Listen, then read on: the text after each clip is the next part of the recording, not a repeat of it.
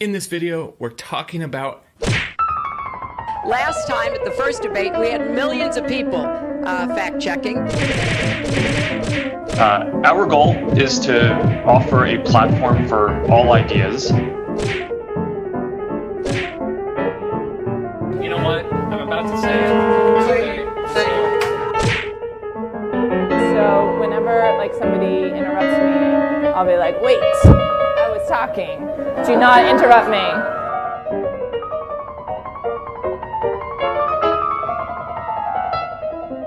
I'd rather not say, but the answer is yes.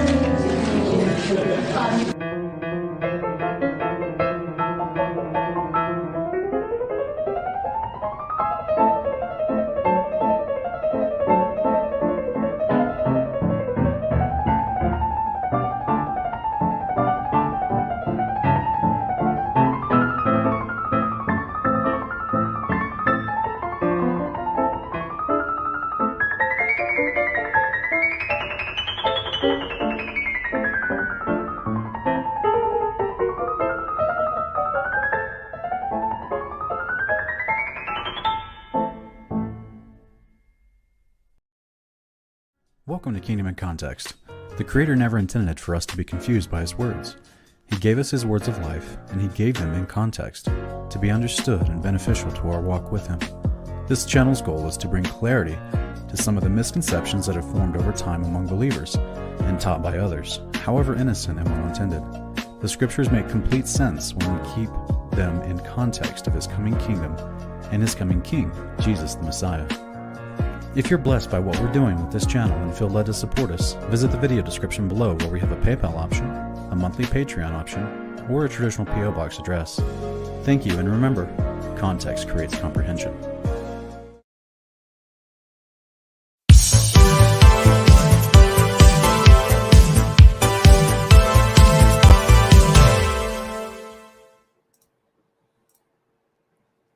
Welcome, fellow brave believers. This is Kingdom Cast. I'm Sean. I appreciate you joining me tonight. We're going to continue our Investigating Babylon series. We'll do part 6 tonight, and we'll be reviewing all types of chimeras, but we'll be focusing at the end of the investigation. We'll be focusing mostly on the scorpion chimeras that we see in ancient history, and how does that possibly relate to Babylon of the Old Testament, also Mystery Babylon of the future prophecy. We're going to discuss it tonight. I thank you for being here, because this is, to me, this is a lot of fun when you actually get to look at documented history and it venerates biblical, the biblical story. So I'm excited about it. Thank you, everyone that's already here. Mike Gunder, D Love, David Shear, Miss Marcia, Sean M, Windfeather, Mashi Akeem, Son of Yah, Master Soup is back. West Plays Music is back. The Lion Within Us, Earl Rogers. Welcome, everybody. Andrea Kramer, Lynette Moody, welcome everybody. Linda Carter, Kathy, Grafted Apologetics is back. Jamie Ray is back. We have a lot of folks in here. James 122 is back. Welcome everyone. Dan V, Freedom of Psy, the Colonel. Welcome. So, folks, tonight I appreciate you. I appreciate you guys being patient before I had a chance to get started. Tonight we're going to be hopefully having a continued build-up, right? We're building with our Investigate Babylon series to actually get into the prophecy of Mystery Babylon in the future, and why all these descriptors are being told to us about Mystery Babylon in prophecy. So hopefully this, if you're just catching this as it's like your first time to catch this particular video, and you've missed parts 1 through 5, after this video, go back to my actual playlist, my Mystery Babylon playlist on Kingdom in Context. And I tell you what, since I started doing these podcasts only on Kingdom Cast, I need to bring the playlist over here. So I'll do that after the show. But make sure to subscribe so you don't miss new videos when we come out. Also, be sure to give it a thumbs up and share it if it really blesses you, if it benefits yourself and you think others would benefit. Make sure to share it on your socials. That's how we get around the algorithms. That's how we get around the suppression, if there is any, of censorship. And unfortunately, a lot of YouTubers are facing censorship these days. So we actually have to depend on each other to spread the word. Well, guys, let us get right into it. let's get right into it, shall we? Because we're talking about chimeras, which is, there's just, all of modern science will call chimeras just a myth, that they're all myths.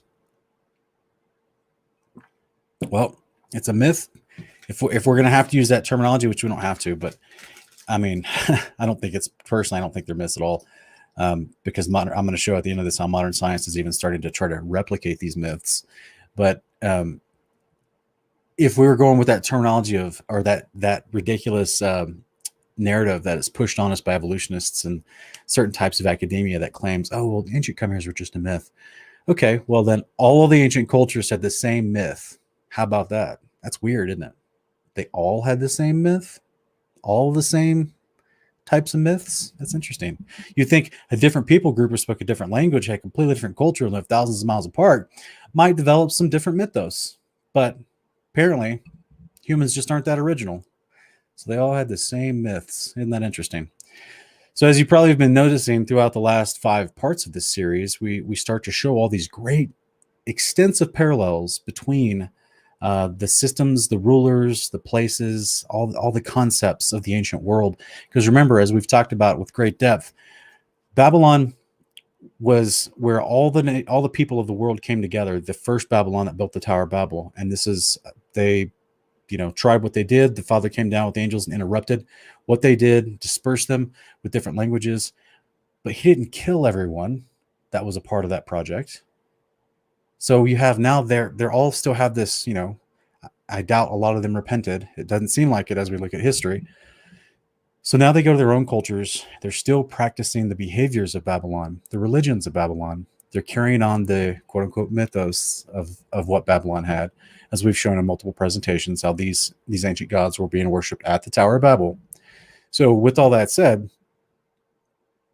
a lot of I think growing up in church, a lot of people have this idea that the Tower of Babel was like a one-time idea, and then all the people that when the tower fell and all the people were dispersed back to their lands, they just stopped being rebellious towards God somehow. But that's not at all the story of ancient history.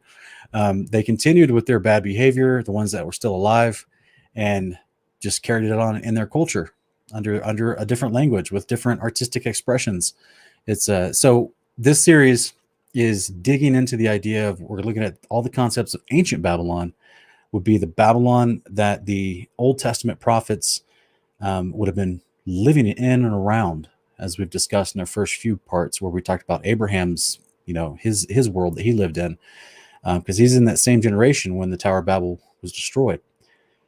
And then, of course, we're going to go into the present and future parts of this series. We'll look at present-day Babylon and all of its incarnations, all of the different avatars, if you will, of this same system and the same religion.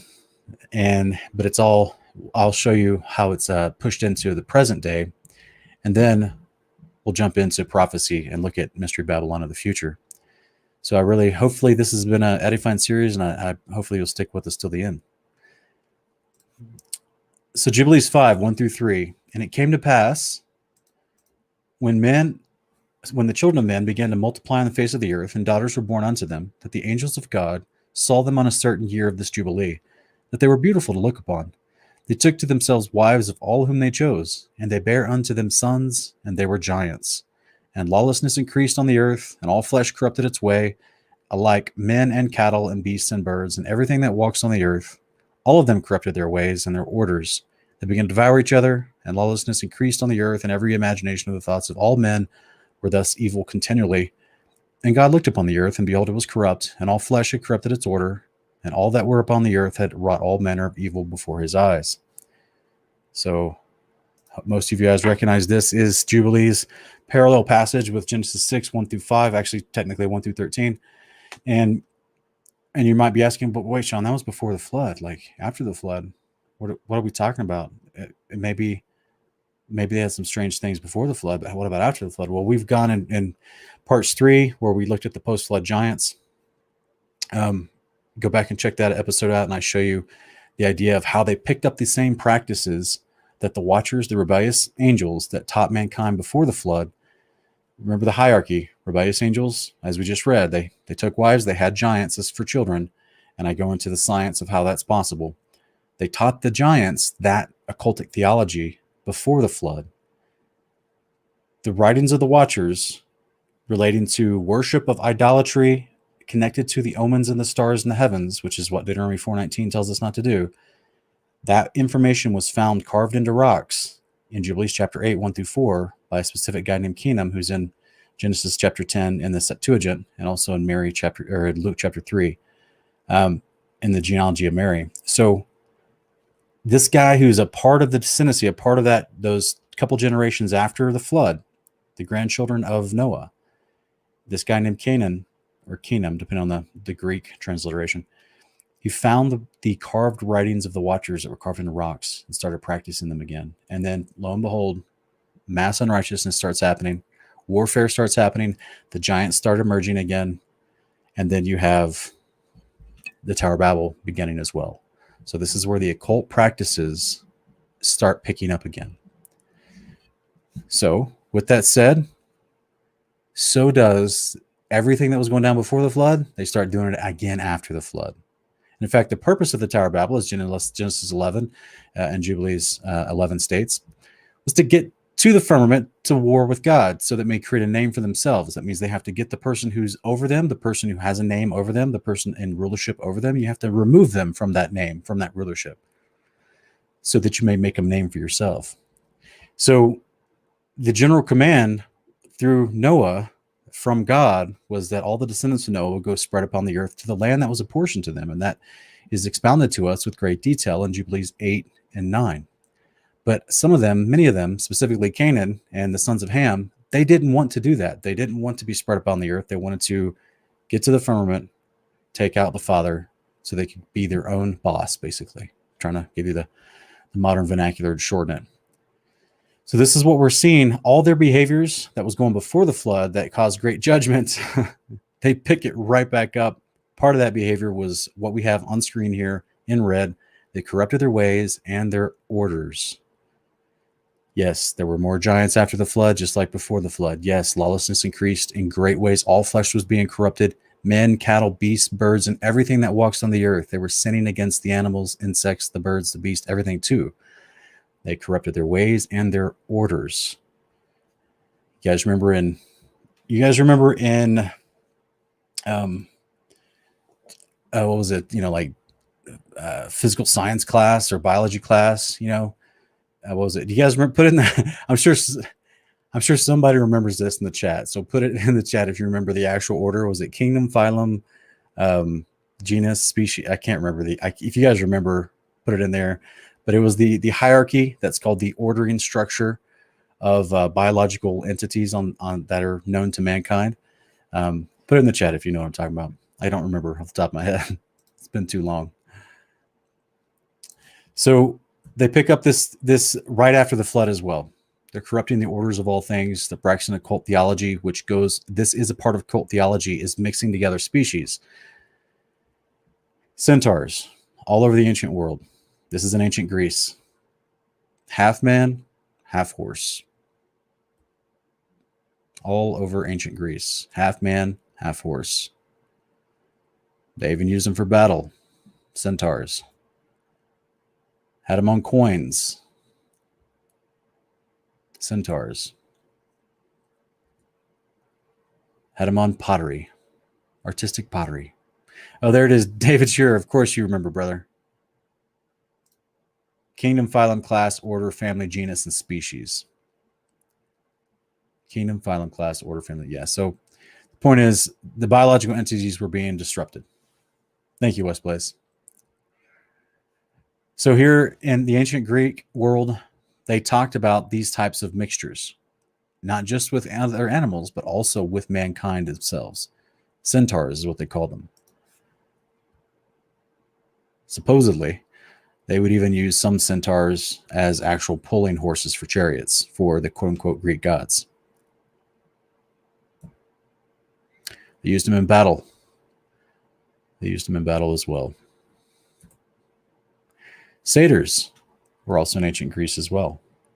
I have them on pottery. We actually have satyrs mentioned several times in Scripture. One of the times it's actually talking about Babylon. And it says in Isaiah 34, 12 through 14, it says, her princes shall be no more, for her kings and her great men shall be destroyed. Thorns shall spring up in their cities and in her strongholds. They shall be habitations of monsters in the court of ostriches. Devils shall meet with satyrs, and they shall cry one to the other. There shall satyrs rest, having found for themselves a place of rest. And guys, this translation that you're reading is from the Greek Septuagint. The Masoretic will say it different, and especially with all the different translations that have been built upon the Masoretic in the last 100 years, they try to modernize it. But the oldest manuscript that we have through the Greek Septuagint claims that they were satyrs. And there is a definition for the word satyr. It is half man, half goat. It's half man, half goat. They also usually had little horns on their head, and they had a tail, and they had, goat-like feet to some degree. Very hairy under leg areas. Half man, half goat. You'd have a tail. They're also part, like in ancient Greece, one of them was called Dionysus. When the Romans took over, they call him Pan. So it's kind of an ongoing thing that was always associated with lasciviousness, lewdness, partying, immorality, sexual immorality. And supposedly you'd also have the little ears. You have little goat ears with some of the satyrs. They have them on their coins. Oh, I'm sorry. I think that slide is in the wrong place. One second, guys. So take that out. So yeah, we have ancient. Oh, it's not going to do it. There we go. We have ancient Greece talking about all types of chimeras. Actually, they have an entire list in ancient Greece of all types of different strange creatures that were hybrid creatures. I just didn't have the time to go through them all because I'm covering multiple different countries. But it wasn't just mixing animals together. It was mixing man with animals as well. And as we go into Babylon in the present day, I'll be showing you how they're doing that in the present day as well. And it's literally their stated goals. It's not even just speculation. It's not like, some conspiracy website. It's literally been stated by organizations that heads of state, give credence to. So if we keep going here, we go now to Egypt. So in ancient Egypt, the scorpions were extremely valued, I guess, if you could put it like that. They considered them a symbol of magic and power in ancient Egypt. And so the scorpion was often associated with the rulers. There supposedly was the great scorpion king. If this is a disputed fact in ancient Egyptian history, that one of Egypt's first great kings was called the Scorpion King. And guys, just in case you're wondering, that little hat that he's wearing, that little conical shaped hat, that was called the white crown. And that was associated with pharaohs. As you can see, he's a giant. He's bigger than everybody else around him. There's a scorpion right in front of his face because he was the one in control. He was in power. And supposedly the first great king of early Egypt was called the Scorpion King. So we also have a god named Selket. I think I'm saying that name right in ancient Egyptian. Selket. She was a goddess that was half scorpion and half woman. As you can see, she's got the Molech, the Baal horns above her. She's got the serpent on top of that little statue on top of her head. Clearly, she's got a scorpion body on the backside, but then she's also inside those little bell horns. She's got the disc, the sun disc of Ra. So all of it is 100% Egyptian. You got Egyptian hieroglyphs on this artifact they found on the little table that she's laying on. This is one of their ancient Egyptian goddesses. I think her name was Selket. Very interesting depiction of an ancient goddess. And in fact, there's different types of scorpions. The Egyptians revered the water scorpion, which is why the design of the tail is a little bit different than a land-based desert scorpion. But then there is even this ancient statue, which has a water scorpion on her head. again, a symbol of power in the ancient world, specifically ancient Egypt. Now we'll move to ancient India. This is where it gets interesting. It's always interesting to me. I just say that to me, this is really far away from Greece, really far away from Egypt, not very far away from Babylon, but this is, the ancient India seemed to have their own thriving culture. They have some of the oldest written documents in the world with their ancient religious texts, and incredible architecture, incredibly large society that flourished.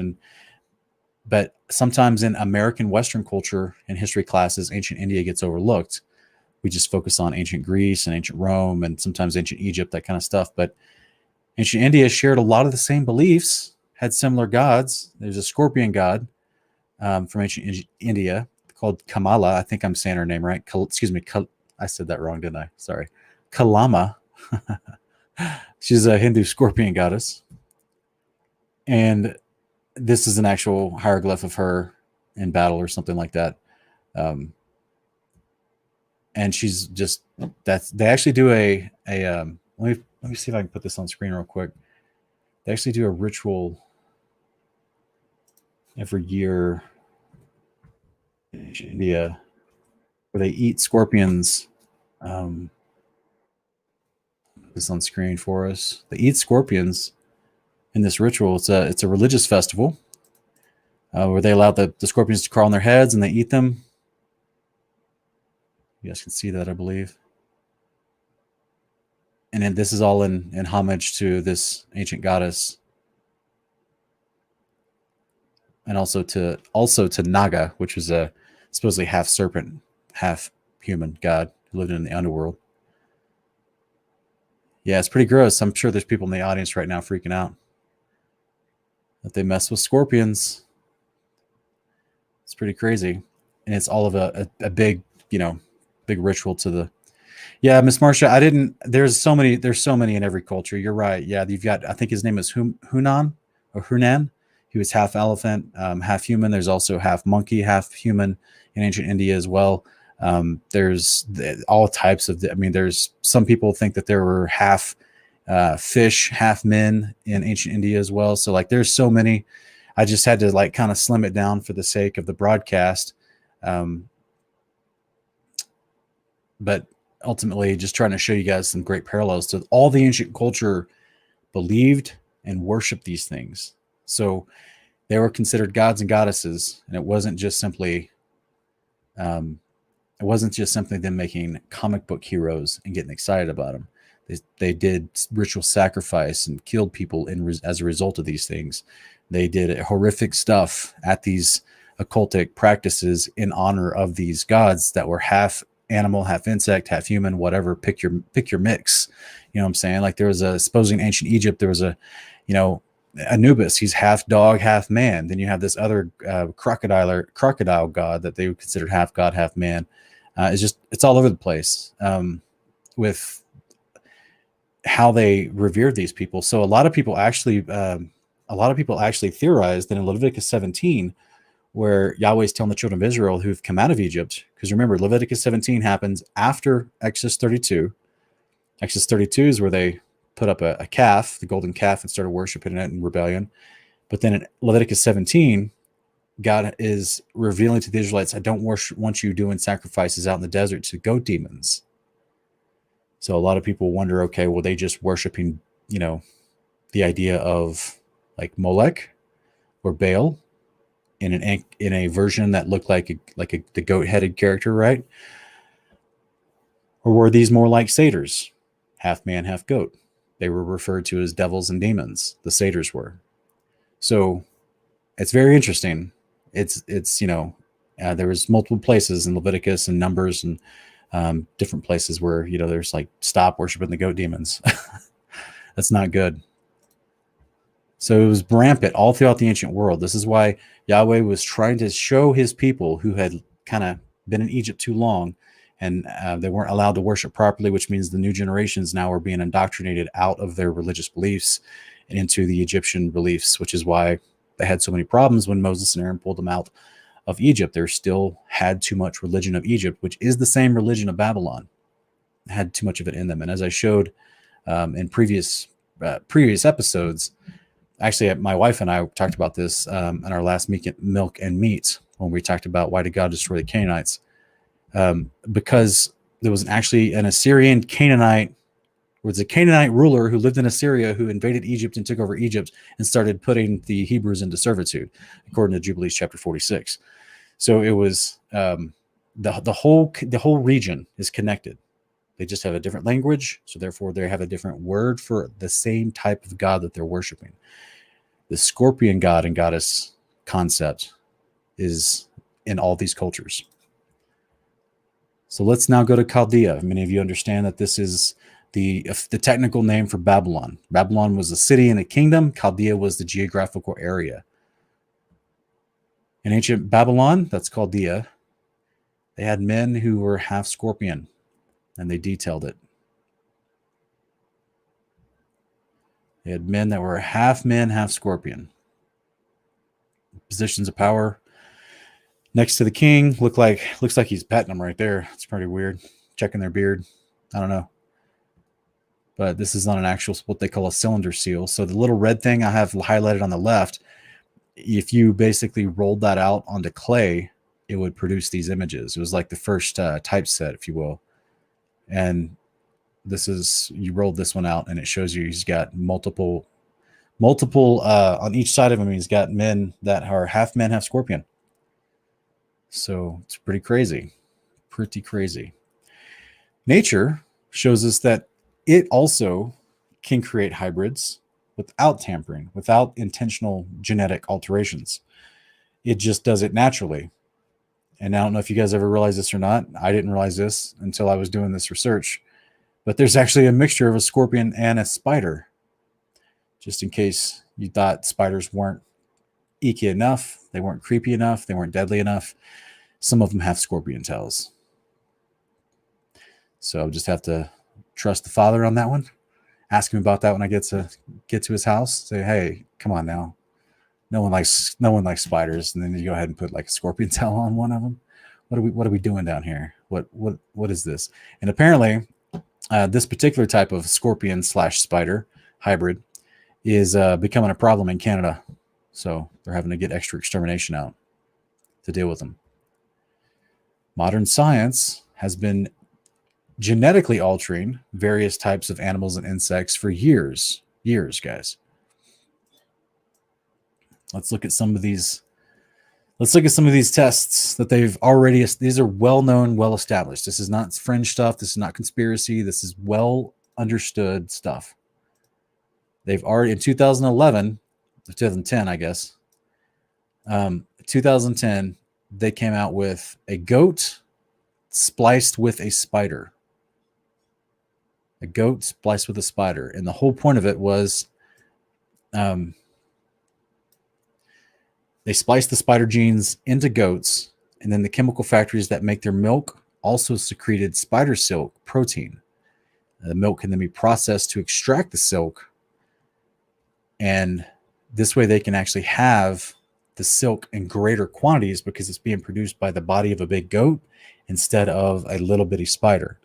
So what's not talked about, it's kind of talked about up here, but it doesn't go into great depth in this little bitty article. But the idea was that they wanted to be able to put this extremely strong spider silk. And I don't know if you guys realize this or not, but spider silk, by its tensile strength, is some of the strongest in the world. So that's when it's like super little and a little spider's using it. But if you made it human size, it's some of the strongest stuff in the world, and it doesn't easily break. They wanted to make airbags out of it. They wanted to use it for sutures, and they wanted to use it for bulletproof vests as a part of a military experiment through DARPA. They wanted to mix spiders and goats, and they successfully did it. They just didn't mess with the genes that form the face. So does this mean they could have successfully altered? They altered the interior milk production faculties of a goat to create something inside the milk faculties of a goat that would never be happening naturally or normally. So does that mean with further tinkering or with a different application, they could give a goat the face of a spider? crazy, guys. This of course talks about how they made some animals that were glow in the dark. So it says we currently have genetically engineered mice, sheep, rabbits, pigs, monkeys, dogs, cats, and fish that somehow glow in the dark. Bioluminescence. Of course, we know they're tampering with our food and all types of food, which is just ridiculous. The Japanese have been messing with mice for a long time. And so there's an evolved mouse project, Japanese genetic modification outfit, splicing all sorts of genes into mice to learn more about how genes extract and express themselves. One of their experiments has produced a mouse that sings or chirps audibly and much more frequently than natural mice do. So they labeled it songbird mice. Sounds very small, but this is just what they're revealing to the public, guys. I promise you this one is super scary. Vaccinated bananas. Just think about what that says, guys. Vaccine bananas. It's a pun, and it's a horror movie for all those like myself who's anti-vaccination. They're literally genetically altering vaccines into bananas so that you just eat your banana. We won't talk about number 7 just because we're a mature audience, but no, that's pretty hilarious to me. Just changing the drive of cows. I didn't realize they had one to begin with. They got medicinal chicken eggs where the yolk comes out with different types of protein because they can actually mess with that. They got chimeric milk, which is interesting. There's one that's not on here actually, but in 2012, there was an entire facility in the United Kingdom that had like 150 cows that were producing milk blood, which is crazy. Excuse me, I said that wrong. They had the cows that were producing human blood, and they were using this for like food banks, or not, food banks for vampires, I guess. My words are coming out wrong. They were using this supposedly for blood banks. So they basically genetically engineered the cows to be able to facilitate human blood so that their huge bodies would produce human blood, which is by volume a lot more than a human. So they could extract the blood out of the cows and use it for medical procedures. So that was going on 8 years ago. Scorpion cabbages. Sounds crazy, right? Scorpion cabbages. So imagine this is something that was kind of interesting to read about, but they basically take the venom of a scorpion and they take certain proteins out of it, the stuff that's harmful, and then they put the rest of it into an actual cabbage that's supposedly to make it like a pesticide for the cabbage, to make it resilient to insects. So just in case you didn't know, some of your cabbage might have scorpion venom layered on it. Just wash your produce really thoroughly, I guess, when you come home. It's crazy, guys. It's crazy. It's all over the place. It is part of the occult, and they have no chill. They can't just relax and mind their own business. They have to push their religion on the entire world. This is what they do. They've always done this. This is why the book of First Enoch, actually, I can't remember the exact verse right now. I think it's in chapter 89, but it talks about how the righteous, when the Messiah returns, the righteous will finally have rest from the wicked. It's because all throughout history, the wicked is constantly pursuing the righteous and messing with them. It's just a part of that nature of the unclean spirits that drives the occultic religion. So what have we talked about? We've talked about mixtures of scorpion men, half men, half scorpion, half horse, half scorpion, half all kinds of half goat, half man. And that's just the ones I covered tonight. Like there's so many other examples in history of having a man that is half of something. There's something else called a manticore in ancient history. There's just not a lot of information on it. But supposedly it was part lion, part man. It's kind of like those big statues you've seen in front of ancient Assyria. And some people would even say the Sphinx, right? It looks like part man, part lion, even though the Sphinx looks like a female lion. Ancient Assyria would have like part man, part lion that look like a actual male lion. So we have nature telling us that scorpions can be hybridized with other creatures, other arachnoids. We have the ancient world trying to tell us they can be hybridized with men, as well as all different types of animals. We have Jubilees 5 trying to tell us that this was the teaching of the Watchers through the Nephilim before the flood, that they were changing the orders of all things on the earth. All flesh was being corrupted. And we have in Revelation 9, 1 through 6, a very interesting passage. It's actually 1 through 11. It says, Then the fifth angel sounded, and I saw a star from heaven which had fallen to the earth, and the key of the bottomless pit was given to him. He opened the bottomless pit, and smoke went out from the pit, like the smoke of a great furnace. And the sun and the air were darkened by the smoke of the pit. Then out of the smoke came locusts upon the earth, and power was given them, as the scorpions of the earth have power. They were told not to hurt the grass of the earth, nor any green thing, nor any tree, but only the men who did not have the seal of God on their foreheads. They were permitted to kill anyone, but they were permitted not to kill anyone, but to torment for 5 months. And their torment was like the torment of a scorpion when it stings a man. And in those days, men will seek death and will not find it. They will long to die, and death flees for them.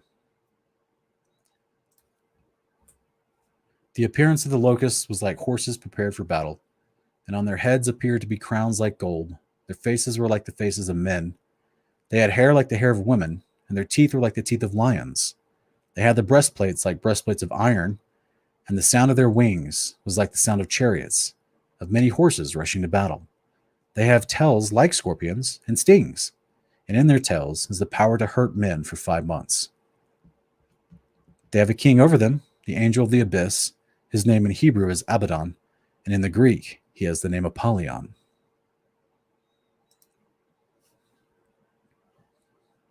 Many of us have read this passage before. Many of us have seen artistic depictions of this type of chimeric hybrid creature. Face of a man, hair of a woman, teeth of a lion, flies like a locust, breastplate of some sort, stinger tail.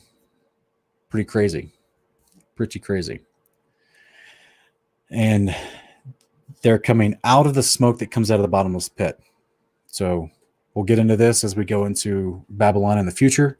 I'll get into the interpretation of that and try to show examples of it's all building again, right? We're all building to get to all the prophecy about Mystery Babylon and why there's so many descriptors that people struggle with so greatly. And I've always put forward on this channel, the reason why people struggle with Revelation is because they don't know the Old Testament, right? They don't know the law and the prophets. Well, the more you study the Old Testament, in my opinion, it forces you to study what is documented history about the ancient world, because that was the world they lived in.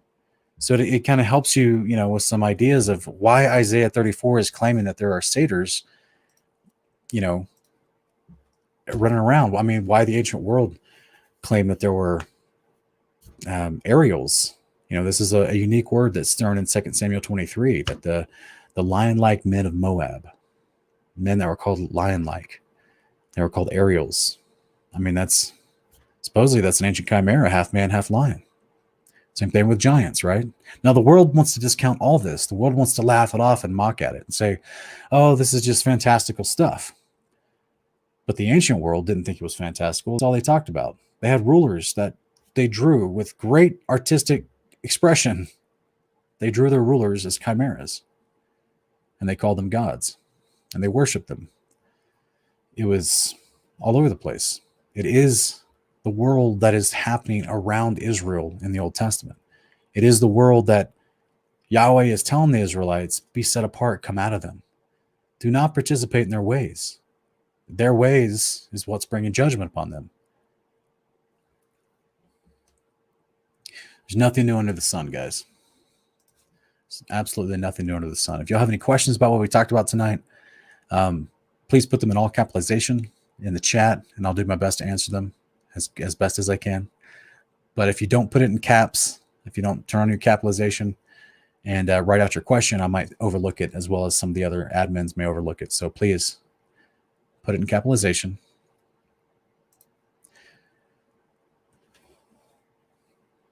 But hopefully this is still gets your mind turning, right? You want to be thinking about unique concepts. The Bible makes a lot of crazy claims if you don't know history, and if you think history was just a myth, just a bunch of stories passed down. But yet there's a lot of people, there's a weird divide in academia where you have people that take historical, paleontological, archaeological, anthropological findings. They take them very, very seriously. And then there's this unique transition from the people that are out actually digging in the field. Then the commentary about what those people find over here in academia, suddenly it's all just myth. It's all just primitive cavemen just making up stories. And you're like, yeah, they're finding bones of giants and all kinds of stuff. If they've ever found a chimera bone, would you ever know about it? Most of us that watch this channel understand there's a academic agenda. You can't express giants and Nephilim and chimeras of the ancient world because it ruins the evolutionary timeline. It ruins the whole theory of millions of years of evolution. So, and the fact that they try to claim that we're the smartest people nowadays and people of the ancient world were dumb and they were just crawling out of caves and barely understanding the wheel and all that nonsense, all those lies. All right. Mashakim is asking, how did Molech become an owl? Also, where can we find untainted food?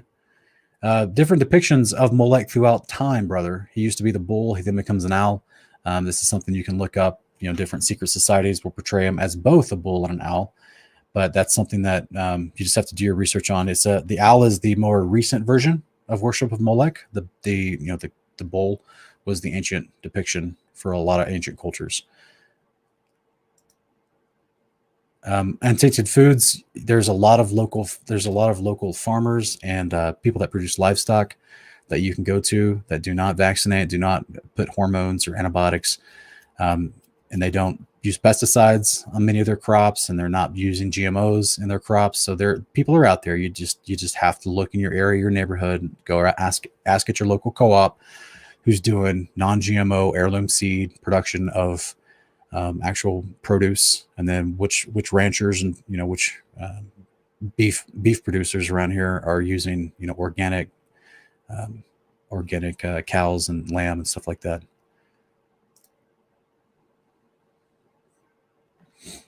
Josh, I do. Yeah, I do. We unfortunately, the Book of Jasher is one that I don't normally quote from because it's something that we're going to be reviewing on Honor of Kings season 3 this year. I'm kind of 50-50 on the Book of Jasher as far as having some issues with its historical manuscript history. I'd said that that's kind of redundant. Having some issues with the manuscripts that are given to us from history. There's not a lot of validation for their legitimacy, and there's some things in Jasher that we really struggle with in comparison with the rest of the canon or even some of the rest of the apocryphal books. So we're actually going to be reviewing that on Honor of Kings this year, Ken Heidebrecht and I, from Hanging on His Words. So watch out for those episodes, and we'll jump into that.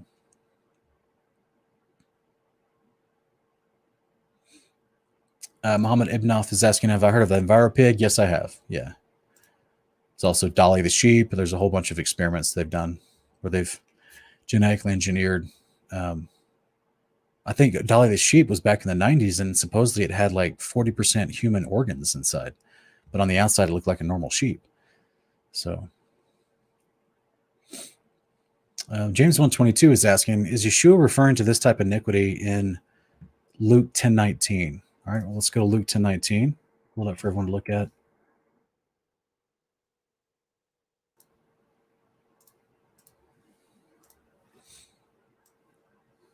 I would say anytime Yeshua is referring to iniquity, it's going to cover stuff like this. But was he specifically referring to iniquity, in that particular passage? Let's check it out. All right, so here in Luke 10:19, let's start up. Okay, I see the verse you're going after. I'll give you authority to tread on serpents and scorpions and over all the power of the enemy. Nothing will injure you. So, very interesting, right? This is where you have in modern days, you have certain churches that, they try to do the snake charming services, and then unfortunately, every now and then someone gets bit by these deadly snakes and dies. Because, some people would think, as we've looked at in all the the symbolism of ancient Egypt, they were all about scorpions and serpents. Same with ancient India, same with, the Greeks, not so much on the serpents, but definitely the Babylonians, the Akkadians, the Canaanites, they loved the serpents as well. And also the scorpion concept. They did think it was a symbol of authority. So very possible that he's speaking their language, so to speak, right? He's speaking something that they would understand, be familiar with, if these are symbols of power of rulers of ancient cultures around them. But at the same time, this is, to me, if you keep this statement and the rest of what happens in the Gospels and after, to me, this statement would be a proleptic statement that'd be pointing towards the resurrection only at that point, which is the fulfillment of what Yeshua provides for us, the fulfillment, which is the promise of the old covenant to get this body that nothing could hurt us, that we have power over all the the wicked as well as all of mankind, and we ruled and reigned with Yeshua for 1,000 years.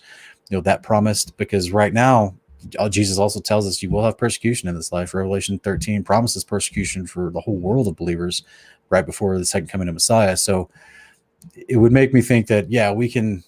I know there's certain churches, brother, I grew up in them, that try to preach that you have a spiritual authority over serpents and scorpions in this earth, and they equate that to enemy rulers and wickedness and dark places and things like that. And yes, you have an active access to the great high priest, our Messiah, Yeshua of Nazareth, who is in heaven above you right now, who has the ability to send the Spirit out as he wills. You have, through your prayer, through your dedication, your discipleship under him, access to him to submit your prayer. But at the same time, we still see a lot of examples of believers being persecuted, and that authority from those other rulers being over a believer, basically. I mean, you literally have all except John, all the disciples of Yeshua, also Judas, I guess. So 10 out of the 12 original disciples of Judas were all killed by the authority of scorpions and serpents, the rulers of the nations, through persecution. So that's why I personally think this applies more to the promise that we get at the resurrection fulfilled by Yeshua, raising us from the dead and give us eternal bodies. But yeah, it's a great thought, brother. I like it. Yes, Kingdom Truther done a video on this. Moloch is actually has an altar and a painting in their meditation room. And honestly, Aaron Berg is asking my thoughts on Medusa, and really, brother, it's another one of their stories that, was it really a woman with snake hair? Could have been. Was it just a woman that loved serpents and she kept them on her head because it was a symbol of authority, and she had pet trained serpents around her? Did she literally have genetically engineered serpents as hair? Maybe. I mean, if genetics are possible, it's possible. But she also supposedly turned people to stone just by looking them in the eye. So I don't know.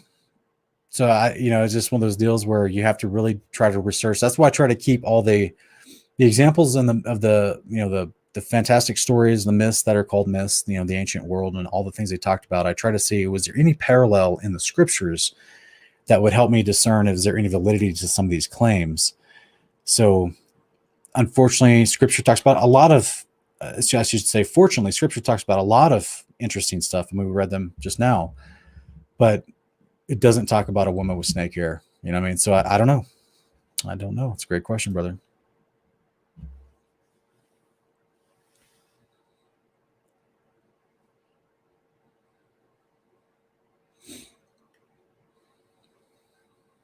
All right. Royce Bell is asking about Job 38. Let me go there real quick, and we'll pull it on screen for everyone to look at. Job 38, 6 and 7. All right, brother. Let's check this out. And your question is this referring to Yeshua, right? If so, wouldn't that make Yeshua coming after the angels, making them created before Jesus? Okay, so there's some context going on here with this particular one. And just to answer your question real quick, brother, I'm going to say no. This is actually expressing creation itself, the physical creation where we live. Verse 1, the Lord answered Job out of the whirlwind and said, who is this that darkens counsel by words without knowledge? And I'll gird up your loins like a man. I will ask you, you will instruct me. Where were you when I laid the foundations of the earth? Tell me if you have understanding. Who set its measurements? Since you know. He's being very rhetorical, by the way. Job doesn't know this stuff. Or who stretched the line on it? Or what were its bases sunk? On what were its bases sunk? Or who laid its cornerstone? When the morning stars sang together and all the sons of God shouted for joy. This is a description of creation as these things of days 2 through 6 were happening, as the angels, according to Jubilees chapter 2, verse 2, were already created on day 1, as well as the water and the earth that was unformed. So we have scripture in Colossians 1:15 through 18, Revelation 3:14, Enoch 48, and a couple other places that's escaping me right now. But Yeshua was firstborn of all creation. He was before the angels were created. Yeshua was created. So this is, I would say, that interpretation of Job 6 and 7 is not accurate, brother. But that's a good question.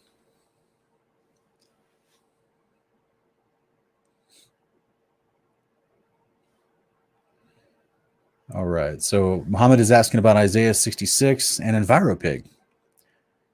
Let's check it out together on screen. So Isaiah 66:17 is what you're referring to. All right. And this is a prophecy about, okay, I think everyone can see it already. For the Lord will execute judgment by fire, and his sword on all flesh, and those slain by the Lord will be many. Those who I can't read tonight. Those who sanctify and purify themselves to go to the gardens, following one in the center, who eat swine's flesh, detestable things, and mice, will come to an end altogether. Personally, it doesn't have to be about EnviroPig. This is what they were doing anyway in ancient cultures during the days of Isaiah. Both the Israelites and the Assyrians and Babylonians as their next door neighbors, it was a part of their custom. They would eat, they would eat pig, they would eat pork. All the ancient cultures except for, well, I know ancient India didn't eat cows, but I don't know if they ate pork or not. But most of the ancient cultures around Israel already ate pork anyway. And yeah, they would eat mice as well. I don't know if this specifically has to do with EnviroPig. I know that this is a prophecy, though, of the future. And, currently, are we already eating an EnviroPig anyway? I mean, not me, but people that still eat pork. Are they already eating genetically altered pigs? It's one of those, you have to look at who's producing that and what's going into the process and where the pigs are coming from, I guess. I mean, you just have to do your own investigation on what's going on there. But ultimately, there's this whole context here, brother, and I think I understand the basis of your question. I'm trying to take it away from just the idea of this trying to say judgment will be executed on someone that goes to the store at a Piggly Wiggly grocery store or a Walmart grocery store or a Target supermarket and picks up a pack of pork chops and goes home and feeds them to their family. This is not that type of judgment that's being spoken about the Lord slaying these people who participate. They sanctify and purify themselves to go to the gardens. This was an occultic practice. This was a part of a ritual where they would go and eat food that was strangled, animals that had been strangled. And so this still happens today in secret societies and also in other countries around the world. But this was a specific context of occult worship. It's not just a deceived populace that thinks pork is okay to eat. So there's a kind of a different context to that, if you will. Hopefully that's a decent, thorough answer for you, brother. All right, guys. Aaron Berg is asking, do you think hybrid offspring were fathered by men with animals? That's a great question, man. I truly don't know. Like I said a few episodes ago with this Investigating Babylon series, that there is genetic ways that the people in the past knew about already. So I don't know. I get what you're asking, but without going into graphic language, I don't know exactly how the process of that happened. I just knew I know that they were familiar with the idea of altering genetics and combining species together. So whether they did it through artificial insemination or other means, I don't know. I don't know, brother.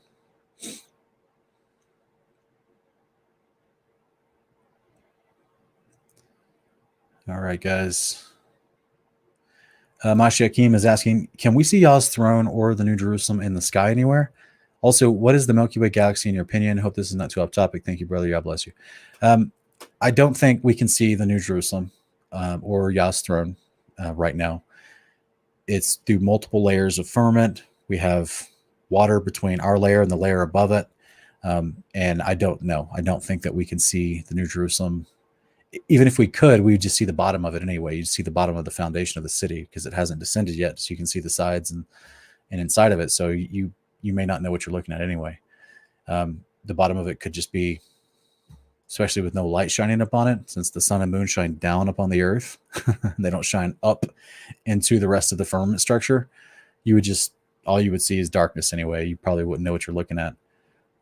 What is the Milky Way galaxy? I mean, other than what Yeshua tries to describe as, the sun, moon, and stars that he created in Genesis 1:14-18 to be lights upon the earth for signs and for festivals, for the Moedim, for the seasons. Other than that, I don't know exactly what the Milky Way or I'm guessing what you're referring to as the Milky Way is just the collection of stars that we see up there. But that's kind of a heliocentric terminology with the specific connotation. So I'm just kind of trying to give the benefit of the doubt here. But I think they're a collection of stars, just like was told to us, was put in the heavens above in Genesis 1:14-18, also in Jubilees 2. And I do believe what the prophets tell us, both in Isaiah 34, Matthew 24, and Revelation 6, that when the Son of Man returns and he's rolling back the firmament, and that there you will have stars that will fall to the ground like leaves fall from a fig tree. So it's interesting days ahead. There won't be a lot of people deceived by the globe model in those days.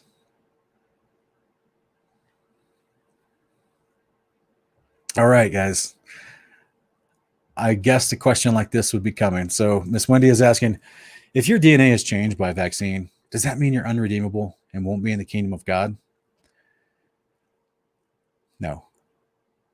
I personally don't think so, no. I mean, again, you're talking about, for one, you're talking about the body that's going to decay, that's going to, the body that you got here. You have no control over this, for one, right? You're not controlled by what your parents do when you're an infant giving you a vaccine. I had no control over getting a vaccine when I was 4 years old, and I got vaccine damage in my arm. So, did this change my DNA? There was aborted fetal cells in the vaccine that went into me. So did it change my DNA? I put someone else's genetics inside me. I didn't do it, but it was forced upon me without my consent by the medical industry, with the unwittingness of my parents. They didn't realize what was going on. So remember, at the resurrection, you get a new body. You don't literally get this one back, right? Romans chapter 8, verse 11, Paul talks about the rapture, the quickening of your body. But then if you read on down, you go into verse 19, he talks about your body's glorified. And there's a specific context to that idea. This is what Yeshua promises in Luke 20:36. This is what, is told us, that we receive bodies like angels, according also to the Apocalypse of Baruch. Apocalypse of Baruch chapter 50, verses 8-11. So we don't get this particular body back. We don't get this one back. We're going to get a glory. It may look the same, but it's going to be glorified. It won't be this exact flesh that I get back. And all the DNA that goes into this exact flesh is going to decay into the earth and just go into the soil. I'm going to get my soul, my thoughts, will, emotion, memories, experiences, everything that I'm judging on is going to be put into a new glorified container, if you will. And that is the promise of the resurrection. So no, you're not going to lose your redemption. Your soul is redeemed, not your physical fleshly body that's born of dirt. Okay, so be encouraged. Am I going to take the vaccines? No, never again. But you're not going to lose your salvation. You're not going to lose your soul by taking the vaccine, even if your DNA has changed.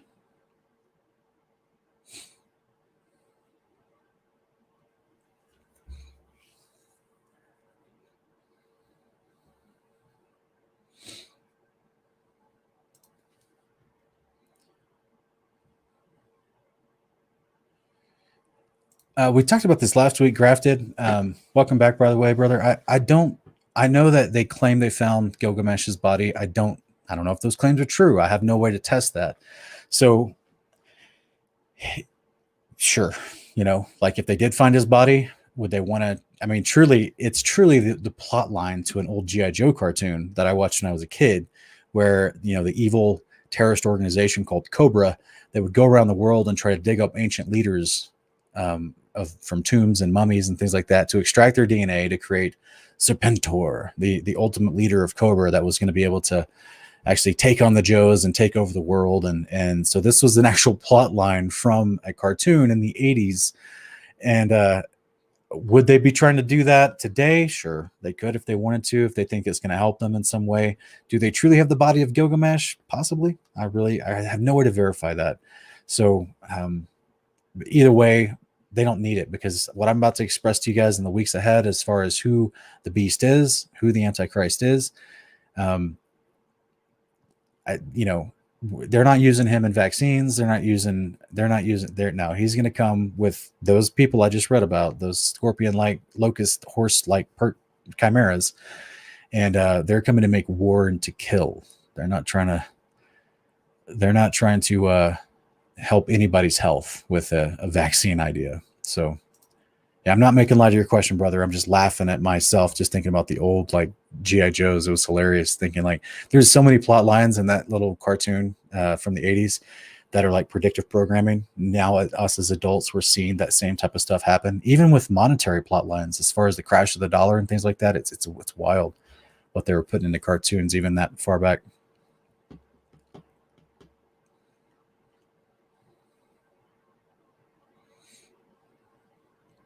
All right, guys. I really appreciate everyone being here tonight. I think we're going to cut off the podcast at this point. So we had a lot of good questions tonight. Hopefully this was some decent information tonight that's going to help you understand a little bit of better perspective of the ancient world, and why when we have these descriptions in scripture, people know what's going on. They don't think it's fantastical or illogical. So when John is getting revelation towards the end of the first century, he's not sitting there going, well, this is unreal. He's sitting there going, oh yeah, I know these dudes. I've seen these guys. Okay. Like it all makes sense to him. Oh, you're describing some chimeras. We've seen all types, and my ancestors just a few hundred years ago talked about all types of chimeras running around. And there was still some happening in the days of 2,000 years ago. There were still giants 2,000 years ago. So yeah, to me, this is why the prophets, and the people that of those days that were hearing the prophets, they didn't discount them as creating some mythical story. They thought this was a true word from the Creator. So something to consider, guys. And also, don't forget Revelation itself. A lot of people might be asking, well, where would the rebellious angels even get the idea to mix together all these things on the earth? Well, remember, they came from heaven where they were created on day one. And they came down to the earth, as Jubilees tells us, to help with the affairs of men. And while they were here, they were tempted by women, drawn away, enticed to lust after them, took wives whom they chose, started having offspring, then started teaching mankind all types of corruption. And as the book of First Enoch says, they started teaching them the secrets of heaven that men were striving to learn. Well, I think it's interesting that we see in Ezekiel and Revelation, you see these creatures in heaven, these living creatures that have some type of chimera look to them, that they're a mixture of different creatures. So these rebellious angels that are teaching men the secrets of heaven, it's no surprise to me that you got them trying to mix together and change the orders of man and animals on the earth and mix them together, because they saw an example of how that was even possible from heaven above where they came from. So when people start coming in here and no one in the chat is doing this, but in times past when we've talked about this topic, the kingdom of context, we see that there's a lot of scoffers out there that scoff these ideas of the ancient world, medical science today, as well as what the scriptures say on the topic. And I just think they forget that everything that we've been talking about, well, not everything, but like the main idea of mixing together different species, you actually see that in heaven and Revelation and Ezekiel, which is interesting. Very interesting. So, I mean, literally you see angels, cherubim. This idea that a cherubim is the body of a man, hands of a man, face of a man. It's got these massive wings, multiple sets of massive wings, the seraphim and the cherubim. So, yeah, that's half bird, half man. That's like a chimera. So it's not out of the realm of possibility. It's all over the place in the scriptures. Son of Yah, it's a great question. We're actually, I don't want to give any spoilers away, but we're going to be doing on Kingdom Cast, I think a week and a half ago, maybe 2 weeks ago, we did a roundtable discussion with a couple of good guys, a couple of good brothers in the Lord, Mikey and Jared, and we're going to have them back on. And Wes Blaze, if he's available, he's going to join me again. We're going to do a part 2, and we'll talk about the Mark of the Beast for another roundtable. So that's something we need to schedule soon. We are all agreed to. So I don't want to give away that episode by answering your question right now. Sorry, brother. All right, guys, I appreciate everybody. We'll call it quits for tonight. Y'all are awesome. And I hope to see you guys tomorrow night here on Kingdom Cast.